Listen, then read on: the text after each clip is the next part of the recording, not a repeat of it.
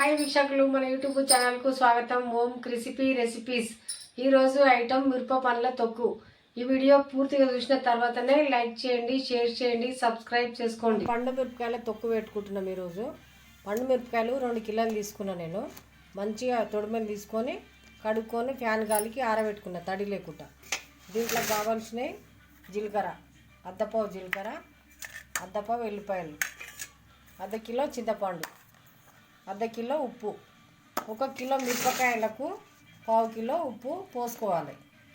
ఇప్పుడు ఎల్లిపాయలు ఇవి 2 కలుపుకొని జీలకర్ర కలుపుకొని కచ్చపక్క మిక్సీ పట్టుకుందాం. మిక్సీ జార్లో వేసుకున్నాము. ఎల్లిపాయలు జీలకర్ర మిక్సీ పట్టుకున్నాం కచ్చపక్క.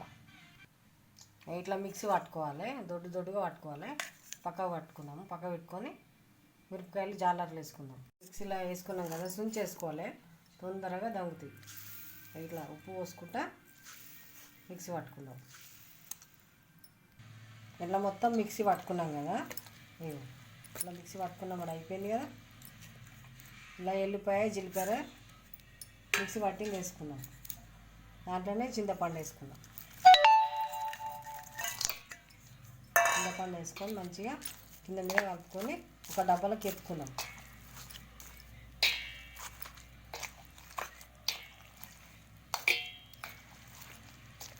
మంచిగా కింద మీద కలిసేటట్టు కలుపుకోవాలి.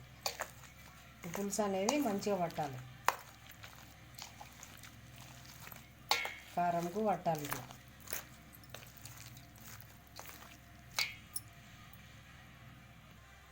ఇంతే. మంచిగా కలుపుకున్నాం కదా, డబ్బాలకు ఎత్తుకుందాము. రేపు పోసి పెట్టుకోవాలి. మంచిగా చింతపండు అనేది ఊరాలన్నట్టు.